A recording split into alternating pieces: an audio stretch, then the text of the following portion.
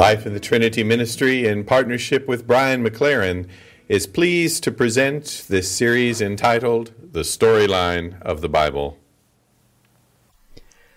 I don't know if you have seen the very powerful documentary produced by former Vice President Al Gore, An Inconvenient Truth. I highly recommend it. I think it's something responsible people should see. And I think if you see it, when you walk out of the theater, you'll feel, as I did, this sense of sadness. Fortunately, I think I also left with a sense of hope and responsibility, but I really was left with this sense of sadness for what we human beings have done to this beautiful planet, how we have failed to live up to our high calling to be image bearers of God who nurture the earth, who take care of the earth. And instead we've plundered it and exploited it. Instead of living as people should, as the second creation narrative makes clear, people who have limits placed upon them. We've lived as if we have no limits. We can do whatever we want, burn as much fossil fuel as fast as we want. And I think an awful lot of us are starting to realize something is very, very wrong with the way human beings are living on this planet. Well, that brings us to the second episode in the biblical narrative. In this podcast, what we're doing is going through the biblical narrative in 7 episodes. Episode 1 is creation. Episode 2 we're going to call crisis. And the crisis comes up quite early in the biblical story. In chapter 3, we read, "Now the serpent was more crafty than any of the wild animals the Lord God had made." And I want to stop here and say a couple of things about where I'm coming from. And you might disagree on this, and I certainly respect that. I hope you'll offer me equal respect, even if you very strongly disagree. But I think it is a mistake to try to turn these stories into literal historic events. I know some people feel they're not being faithful to God or to the Bible unless they do that. But I think that comes from a misunderstanding of how the ancient world worked in contrast to how we work. And I think it has a certain sense, in a certain sense, it brings our arrogance about how we work and decides that the way we do things is normative. What I mean by this is that we work based on theories and systems and formulas and equations and research and data and all that sort of thing. And we then want the Bible to present us with theories, systems, formulas, equations, research, data. We want the Bible to present us with information of the type that we like.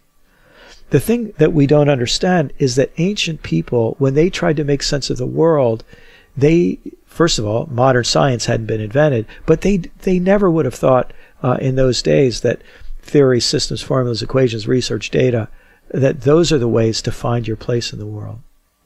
They understood, and I think that they were right, that the best way to understand our place in the world is through stories.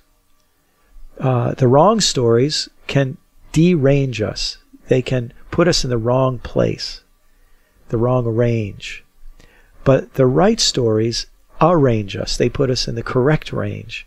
They place us so that we understand who we are and what's going on here and how we should behave. And so I see these stories in the early chapters of Genesis. It's to me irrelevant whether this or that detail is factually accurate in the modern scientific sense. To me, what is far more important is, are these stories telling us the truth that will correctly range us, that will correctly place us in the world, that will give us the right posture and way of seeing ourselves in this world. And I certainly think that these stories do that, even though I don't think that you necessarily need to interpret them literally. For example, I don't think you have to believe in a talking snake. Now, let me just say, whenever we read the Bible, we all come with all of our preconceived notions. And if your preconceived notion is that a snake can't talk, well, I would say, well, maybe a snake could talk if you knew its language or whatever. But to me, it's not the point of whether or not a snake can talk. To me, the point is, are we coming with theological assumptions that make us misunderstand how this story is supposed to work? For example, in my Bible, maybe yours is different, but before chapter 3, there's a little subheading. Now, you know that those subheadings were not in the original Bible, nor were the Numbers, chapter 3, verse 1, verse 2. All those are added later. And I think in this case, the subheading that's put before chapter 3 in my Bible sets us up to bring a lot of unhelpful assumptions to our reading of the text. The subheading in my Bible is the fall. And that word, the fall, depending on what you mean by it, could bring a lot of theories, systems, formulas, equations, research, and data type thinking to the text that maybe wasn't there originally. As well, when people read these first words, now the serpent was more crafty than any of the wild animals the Lord God had made, they immediately want to call the serpent Satan and the devil. But it's interesting. The serpent is never called those words here in this text. Now you might say, well, hold it, later in the book of Revelation or Daniel or something, they're equated. Well, let's leave that aside for a minute, because I think we always want to try to understand a text in its own right first. We always want to start with it as its original hearers would have heard it. We want to do the very best we can to put ourselves into its world rather than drag it kicking and screaming into our world.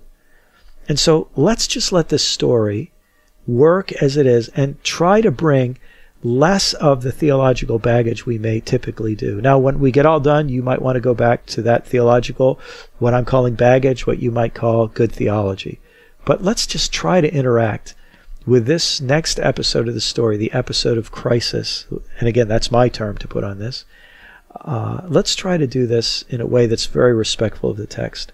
Now, the serpent was more crafty than any of the wild animals the Lord God had made. Now, remember, God made domesticated animals and wild animals. And so there's this sense of wildness that comes along with the serpent, along with all of the other associations that come along with serpents. He said to the woman, "Did God really say you must not eat from any tree in the garden?" You almost feel the deceptiveness of this serpent already, because God never said you can't eat from any tree. He said you can eat from any tree except the trees of knowledge of the tree of knowledge of good and evil. And so the woman replies, "We may eat fruit from the trees in the garden, but God did say you must not eat fruit from the tree that is in the middle of the garden, and you must not touch it or you will die." Now, whether the touch it part, whether we should make a big deal about that, because that isn't in the first chapter, I don't personally think we need to make a big deal about that. But and the part about you will die, she is recalling God's words in chapter 2. He says, "You are free to eat from any tree in the garden, but you must not eat from the tree of knowledge of good and evil, for when you eat of it, you will certainly die." So she in a certain sense is remembering God's exact words, just as the serpent is trying to twist them. The serpent is in a way making them seem even harder than they really are. I mean, they're not that hard. You are free to eat everything except this one tree. And he is trying to make it seem like that's really hard. Well, then the serpent just contradicts God. "You will not certainly die," the serpent said to the woman. "For God knows that when you eat of it, your eyes will be opened, and you will be like God, knowing good and evil." And in a certain sense, he's saying, wow, God's a little bit insecure. The reason he told you not to eat of that is so that you will be inferior to God. And in a certain sense, he's holding out to her two very attractive temptations. One of which is, you could be like God. You don't have to be oppressed by God, who's trying to keep you down in a low place. And along with that comes the idea that you could live without limits. This one small limit that you have, you don't even have to live by that limit. Well, that sows a seed in the woman's mind. When the woman saw that the fruit of the tree was good for food and pleasing to the eye, and also desirable for gaining wisdom, she took some and ate it. She also gave some to her husband who was with her, and he ate it. Then the eyes of both of them were opened, and they realized that they were naked. So they sewed fig leaves together and made coverings for themselves. Now, fascinating how easy it is for them to do this thing that they were told not to do. And it's just attractive. The fruit looks good. It make them be wise. And so they just do it. She and Adam both do what they shouldn't have done. And what happens is they lose something that they previously had, which was the sense that they could be naked with each other and not be ashamed. You know, when people respect limits together, they don't have to be afraid or ashamed. But when people lose limits with each other, when they lose a sense of boundaries so that one person will infringe and threaten another, then they feel they need to cover themselves and protect themselves from the gaze of another human being. And that's what happens to them. Then, the story continues, the man and his wife heard the sound of the Lord God as he was walking in the garden in the cool of the day. And they hid from the Lord God among the trees of the garden. And this is so interesting because the picture here is that people just in the cool of the day, they walk with God. They feel this communion with God in the midst of this garden. It's this beautiful picture of primal original harmony. But now they're afraid of God. Afraid because obviously they feel guilty, and so they hide. But the Lord God called to the man, "Where are you?" Isn't it interesting, this first recorded word that we have now, after human beings turn away from God, is God says, "Where are you?" He doesn't shout at them with condemnation. He asks them a question. He engages them in conversation. He invites them into self-reflection. He elicits from them something. Again, remember our picture from the very beginning of the book of Genesis. The Spirit of God hovers over the waters. There's closeness and yet there's space. And so God makes some space for Adam to come clean by asking, "Where are you?" And he answered, "I heard you in the garden, and I was afraid because I was naked, so I hid." And Adam, at least here, is beautifully honest. And he said, and then God said, "Who told you that you were naked? Have you eaten from the tree that I commanded you not to eat from?" And the man, now, he already has experienced alienation from himself because he's ashamed and has to cover himself up. And then he's experienced alienation from God. But now comes the first marital fight. The man said, "The woman you put here with me, she gave me some of the fruit from the tree and I ate it." Do you see what he's doing? He's shifting the blame on God. God, this is your fault. If you had not given me that woman, I would not have this problem. And so it's her fault and it's your fault. Then the Lord God said to the woman, "What is this you have done?" And the woman, she blames the serpent. "The serpent deceived me and I ate." So the Lord God said to the serpent, isn't it interesting? God doesn't even expose their hypocrisy, but God just works with them and now speaks to the serpent. "Because you've done this, cursed are you above all livestock and all wild animals. You'll crawl on your belly, you will eat dust all the days of your life. And I will put enmity between you and the woman, and between your offspring and hers, and he will crush your head and you will strike his heel." Now, I just want to stop there because in a certain sense this is specific to the serpent. But it's interesting that in a way the serpent now brings with him all livestock and all wild animals. In a certain sense, now human wrongdoing, the breaking of human limits, brings suffering on creation itself. And now creation will suffer because of human evil. And now there is enmity. And of course, in one sense, this might be, again, a recycling of an ancient story that would just say, why are people so afraid of snakes? Well, here's the reason. But put that aside for a minute. In a certain sense, this is saying that there is now alienation between human beings and all of creation. That will come back up in a minute. To the woman he said, I will make your pains in childbearing very severe. With pain you will give birth to children. Your desire will be for your husband, and he will rule over you. And so now there comes pain into the family, pain of childbirth, and pain and struggle between husband and wife. So we've got alienation, psychological, alienation, spiritual between us and God, alienation between human beings socially, alienation sexually, alienation between human beings and creation. This theme of alienation continues. To Adam, God said, because you listened to your wife and ate from the tree about which I commanded you must not eat of it, cursed is the ground because of you. Through painful toil you will eat of it all the days of your life. It will produce thorns and thistles for you. You will eat the plants of the field. By the sweat of your brow you will eat your food until you return to the ground, since from it you were taken. From dust you are, and to dust you will return.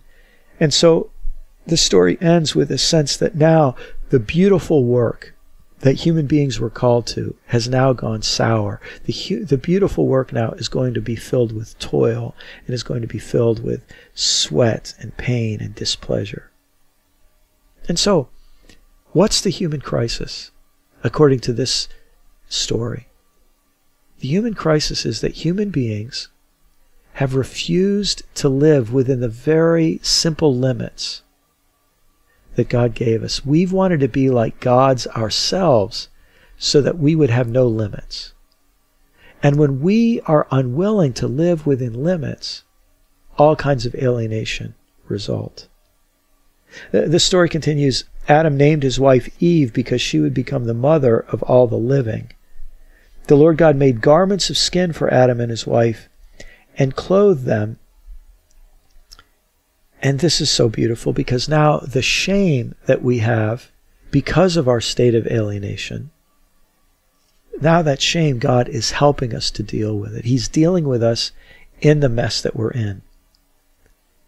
And the Lord God said, this man has now become like one of us, knowing good and evil. He must not be allowed to reach out his hand and take also from the tree of life and eat and live forever. So the Lord God banished him from the Garden of Eden to work the ground from which he'd been taken. After he drove them out, he placed on the east side of the Garden of Eden cherubim and a flaming sword flashing back and forth to guard the way to the tree of life. So in this primal story, we have human beings now being plunged into a world of suffering and pain and death. And not only death, but they have to expect death and fear death. And this feeling that some primal innocence was lost, and that innocence was like living in a garden.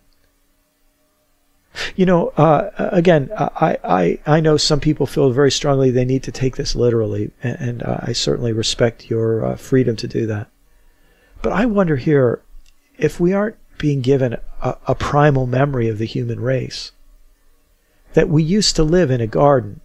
You know, the anthropologists tell us this, that we lived as hunter-gatherers, that we lived in dependence on God in the midst of a very abundant and fruitful creation. But we didn't want to be dependent, and we didn't want to live with that responsibility for taking care of creation. We wanted to control creation, and so we moved away from that dependence into increasing levels of civilization. And as we move into civilization, what happens? We become ashamed of ourselves. We can't live like the people in the jungles might live, where they're naked and not ashamed. We're all afraid of each other, so we have to cover ourselves, and we're blaming each other, and we're oppressing each other, and we're a danger to each other.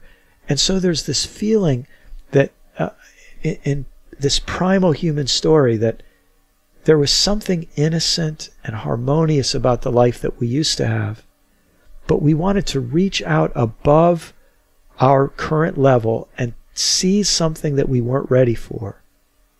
And in so doing, we're plunged into the world of knowledge of good and evil, and we're plunged into this world of pain. You know, around us, we live then in a world that's both God's beautiful, good creation and a world that's scarred by human crisis. And you'll notice I've stayed away from a lot of the traditional words that we use. We like to use words like the fall and sin and law breaking. But it's interesting, that language isn't here in Genesis 3.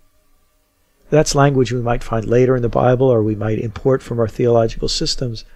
But this story is told without resorting to a lot of that kind of language. It's just told about human beings making a choice, not believing God, being seduced by this wild element of creation. And in so doing, we plunge ourselves into the story that we're now in. The story of creation that is now full of crisis. Somehow I think just telling the truth about our story and ourselves is kind of liberating. In a way, it helps us understand why so much is wrong with the world and so much is wrong with us. And what's beautiful to me is that what happens is not exactly what you would expect to happen. God had said that the day you eat of it, you will die. But now they eat of it and they don't die. In fact, they're protected. They're given clothing to wear to protect them in their vulnerability. They have consequences, but already we see God's mercy at work. And we also see God's promise. Remember what God says to Eve, that your offspring will crush the serpent's head. And, God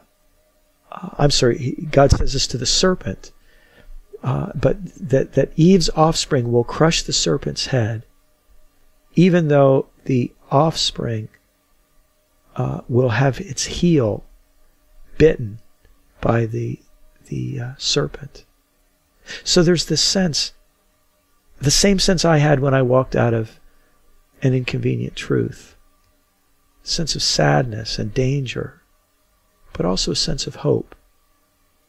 That human beings would not just be victims of a fatal bite by the serpent, so to speak, but that they would crush the serpent's head, that there would ultimately be victory.